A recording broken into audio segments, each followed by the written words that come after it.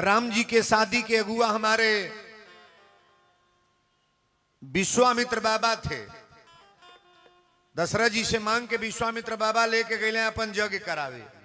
एगो यज्ञ करावत करावत धनुषो तुरवा दिले। अब बियाहो करा के एक जनी के ले गए, दू जनी के बियाह, क जनी के भाई, क जनी के 4 भाई के बियाह भाई। संत जब अपने घर आएगा कोई साधु ना, तो जान लो मेरे घर में कल्याण होगा। साधु जब कोई आएगा तो अपने परिवार में कल्याण होगा, और संत का न आना अपने घर में नुकसान है। ये मनाना चाहिए कि मेरे घर में संत का आगमन हो। साधु कभी न कभी आया करें। साधु भगवान का रूप होते हैं महाराज। बाबा मानस में लिखे हैं, संत मिलन को जाइए तज ममता अभिमान, और ज्यों ज्यों पग आगे बढ़े कोटि न यज्ञ समान। संत का आगमन बड़ा जरूरी है। हमारे भोलेनाथ आशुतोष हैं और शिव की कथा आप लोग सुनने के लिए जा रहे हो। अपने जीवन में बड़ा सुंदर परिभाषा, बड़ी अच्छी बात मैं बताने के लिए जा रहा हूं। पार्वती मैया से संत लोग कहले, जितने सप्तऋषि लोग गए थे ना, कहे कि देवी अबो से बात मान ल, तारा लायक दुल्हा ना बारे। शंकर जी के न माई न बाप न घर न दुआर, आ कहां रहबू।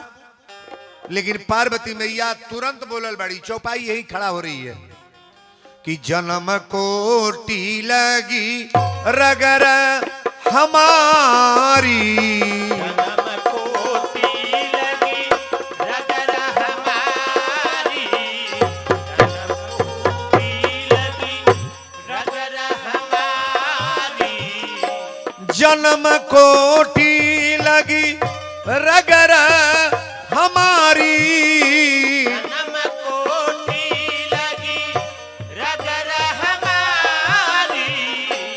बरऊ संभुनत रहु कुमारी, बरहु संभुनत रहु कुमारी, बरहु संभुनत रहु कुमारी, बरहु संभुनत। सप्तऋषि लोग जब समझाने लगे ना, तो मैया पार्वती ने कहा, कान खोल के आप लोग सुन लीजिए सारे देवता लोग। जन्म कोटि लगी रगर हमारी, अब बरऊ संभुनत रहु कुंवारी। शादी हुई तो हमार दुल्हा के बनी, शंकर भगवान। एक बात और बताइएगा, इसमें जिनके पति बढ़िया मिल गए हस्बैंड, जे कबो गरियवले नहीं खे, मरले नहीं खे, आज ले आछार आछार, अब का कहीं ओकर मन अबो करत हो कि नहीं कि मुहले के बाद फिर इनसे भेंट हो नहीं इच्छा हुई। जिनका हस्बैंड बढ़िया मिले हैं वो रोज मनावत हो कि हे दुर्गा माई, मुहले के बाद फिर यह दुल्हा हमार परे। आ जेकर पति रोज मारता, गरियावता, दारू पी के कुलकुल करता, वो मनई है। वो तो यह कहीं, हे दुर्गा माई फिर ऐसे भेंट लो। बेलवा के पतैया निमने जे नहीं चढ़ोले बाबू भोगा था। भीतरे बूझ लो के तरह पूजल बा। शंकर जी के तो सब लोग जल चढ़ाते हैं, लेकिन यही पूजा आपको फायदा करेगा और यही पूजा आपको नुकसान करेगा। कब? पूजा अगर बढ़िया से करोगे तो हस्बैंड बढ़िया मिलेंगे, और पूजा में कोई कटौती होगा तो हस्बैंड अच्छा मिलने वाले। ये जीवन का बंधन है ना। बड़ी सुंदर भाव कथा का आज है। बोलो शंकर भगवान की। पार्वती मैया कहली कि जन्म कोटि लगी रगर हमारी, अब बरऊ संभुनत रहु कुंवारी। सप्तऋषि लोग कहले कि ना मनबू। पार्वती कहली एक बात और सुन लो, तजऊ न नारद कर उपदेशु। हमरे बियाहे के हाथ के रेखा देख के नारद बता गए बड़े कि इनके बियाह जोगी जटिल। शंकर जी के अंदर जितना गुण है ना, नारद जी बता गए हैं। इनका पति उहे मिले हैं। हमरा नसीब में जब शंकर जी बने तो कोनो पूजा करो तो भेंट तो हो ही जाई। नसीब अपना अपना। देखिए सबका तकदीर अलग अलग है। सांवला गोरा में कोई बात नहीं है, और बड़ी बारीकी से कथा को समझने का प्रयास आज करना। पार्वती मैया कहली कि हमार बिया तुलसी बाबा लिखल है, तजऊ न नारद कर रूप देसु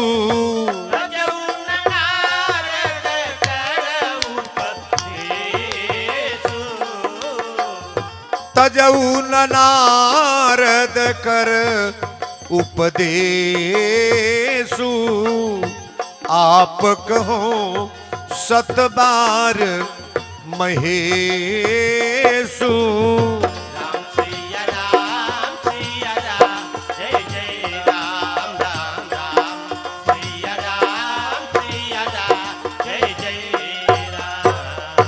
तजऊ नारद कर उपदेशु आप कहूं सतबार महेशु।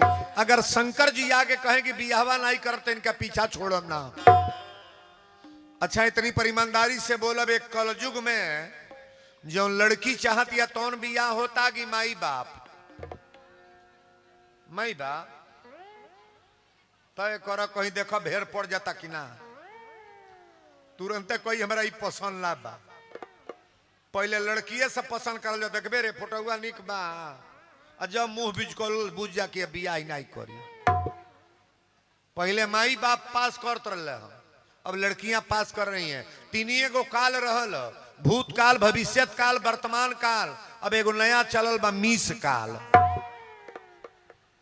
मोबाइल में मिस कॉल आवे लगना ना आता है, जमाना उल्टा न हो गल भाव जी है। बड़ी सुंदर भाव है। पार्वती मैया कली की ना, नारद जी बता गए बड़े शंकर जी अगर कहीं बियाह ना करब तब तो इनका पीछा छोड़ब ना। तजऊ नारद कर उपदेशु आप कहो सतबार महेशु। शंकर जी के पीछा छोड़ब ना। ए जनी देवता कहला ना मनबू। अरे ऐसन बर खातिर, अरे बूढ़े बर खातिर झूठे गौरा तप करेलू। बूढ़े बर खातिर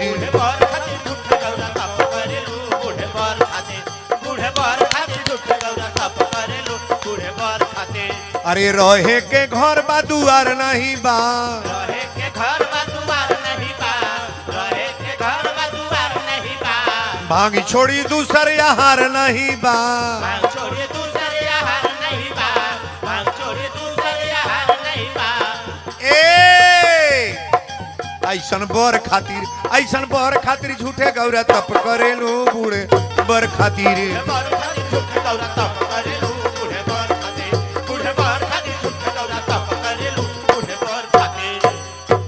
शादी करे के बाद तो तनी बढ़िया सुबहित दूल्हा टीपन है बियाह हो इनके साथे जे लाशी के खाली श्मशान घाट पर बैठे ले न मनबू। पार्वती मैया कहली ना मानो। एक जनी देवता कहले आखिरी लाइन सुन लो। अरे कैसे कटी कैसे कटी, जेकर जेकर जे तरह कटता बुझते बाबा। अरे कैसे कटी हो गौरा कैसे, भिखारी संगे जिंदगी कैसे कटी। भिखारी संगे जिंदगी कैसे कटी, भिखारी संगे जिंदगी कैसे कटी।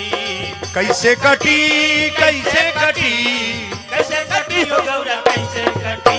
भिखारी संगे कैसे कटी, मदारी संगे जिंदगी कैसे कटी। अरे मुहवा में दांत नहीं बड़ा बूढ़ भइले,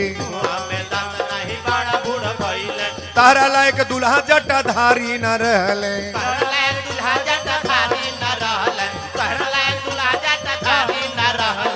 कैसे कटी कैसे कटी कैसे कटी हो गौरा कैसे।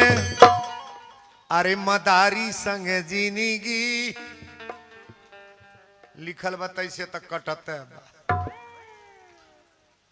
अच्छा बताइए शंकर जी दुल्हा दामाद अच्छे हैं कि बुरे हैं? नहीं बोलोगे? हमारा शंकर जी के लिए दुल्हा कैसन बाकी भाई मनाना चाहिए कि भगवान हमारे परिवार में आप ही सिंदूर लगाएं। भगवान का कृपा मनाना चाहिए। शंकर जी के सामने इतना बर्डन कितना हम बड़ाई करें। हाँ तयजू तय लोग सब ऋषि लोग कहले सरकार बियाह कोटी ना, टांगियों से काटल जा तो वो बियाह ना कोटी। कहले बियाहे में का खूबी बा।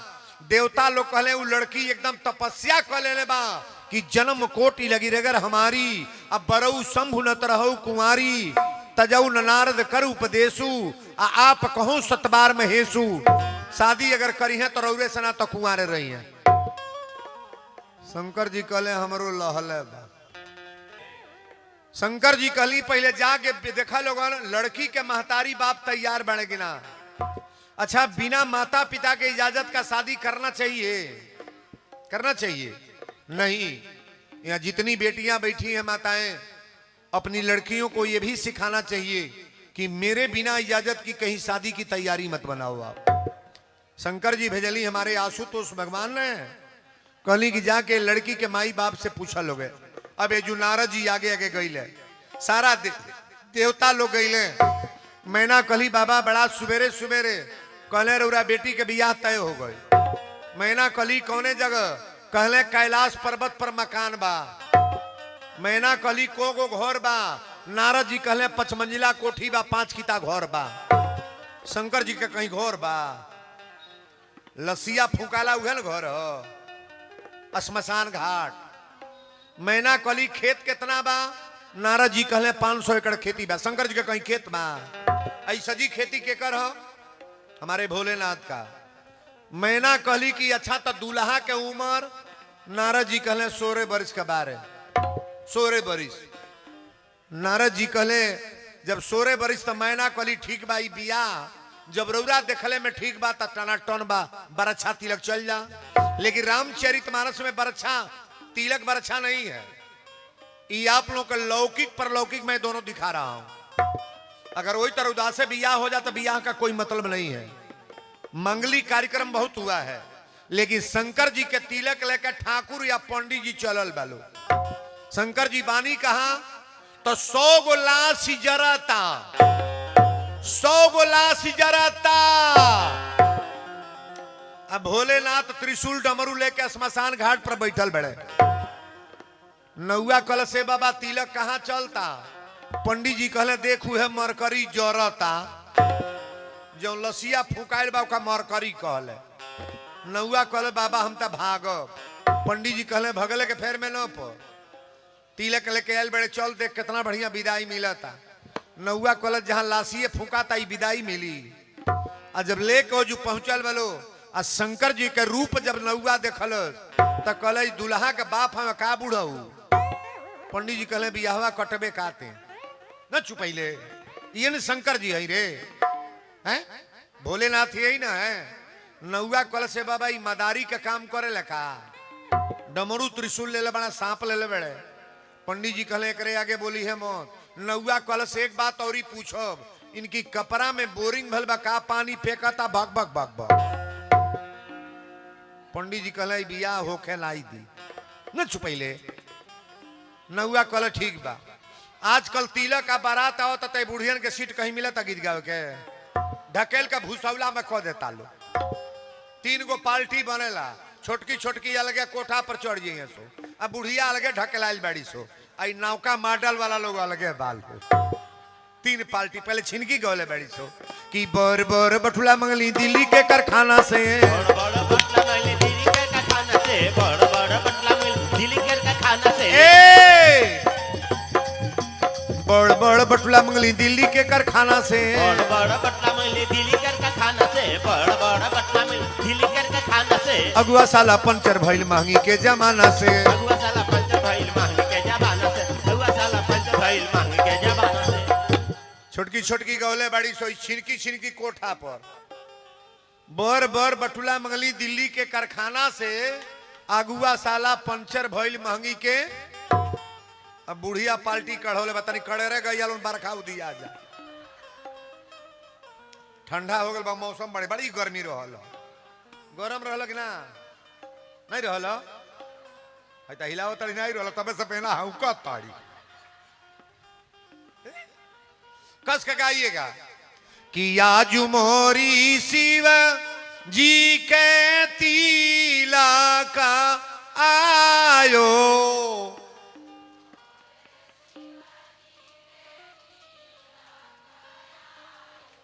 तनी और कड़े रे बोल आवाज कस कि आजू मोरी शिव जी के तीला का आयो।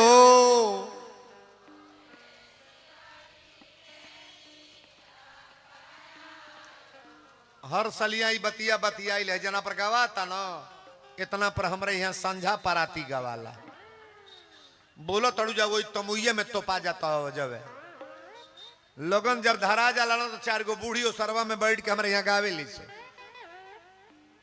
आहो आहो सांझा गो साईता केही तुहे नहीं गवला नहीं होला हमारे जिलवाना है हो सबके घर ही गवाला ऐसे विपत पर जाला भींसा हारावा कोनो झोटोवे खोल के बैठल बा कोनो के साड़ी होने घिरियाता के पेटीकोटवे पर बैठल बा भींसा हारावा गावेली सो शुरू कर दी है सो हे भोरा इला भीनु तन चादरवा ले लेबे सिहरावन लगाता हमरा हे भोर तन पनिया लेबे मुंहवा धोली हे भोर तो ही कढ़ावा हमरा तू कैसन जी होता एक के गीतिया मरिया कुल चौपट क के धो देली सो आ हुस्कियर की है तर गई है हे भोरा इला भीनु सहारा ची इरैया एका बोले ले हे जा ई जा गई हा देविया मैया सुभग रे मंगल हे जा ई जा गई हा बारामा बाबा सुभग ओही में एकला नौरी गाल सो हे बाढ़े कवानी देई के नई हारा को अवानी देई के अच्छा तब बुझा तक नहीं बिया होके जाता बरियारे खड़े रह गाइए कि आजू मोरी शिव जी के तिलक आयो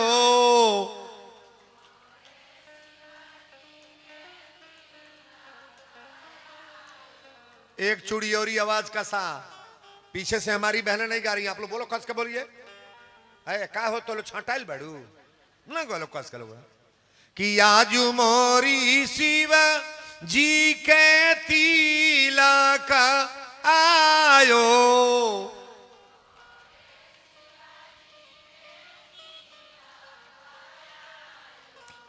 अंगना में बाजेला बधाई रे माई कुछ बरनी न जाई अंगा